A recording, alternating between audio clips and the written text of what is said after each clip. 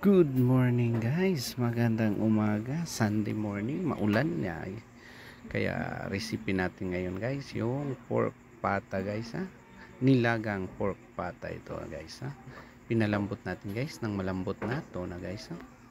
Tingnan nyo naman, yung sangkap natin guys ha. Yon, mga basic lang yan guys ha. Luya, kamatis at onion guys. Tapos bili tayo ng gabi guys, yun pampalapot ng sabaw, yun mamaya ito pa yung pechay pati siling haba, yun ainit ng kawali natin guys ha. Dito tayo maggisa guys ha, gisa-gisa na tayo guys. Start na natin guys ha.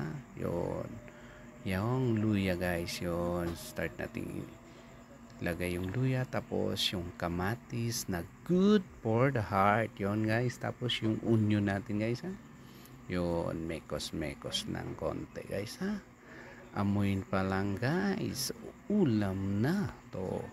Nang lagay na natin tong pinalambot na pork pata guys ha. Tingnan nyo naman, sarap to guys ha.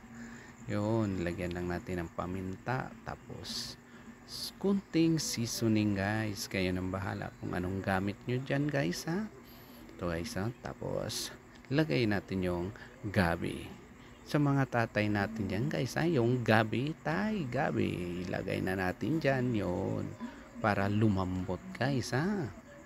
Dan, tapos lagay na natin yung pork stock natin guys, yung pinakuluan kanina guys, yung pinalambot natin yung pork pata guys, yon.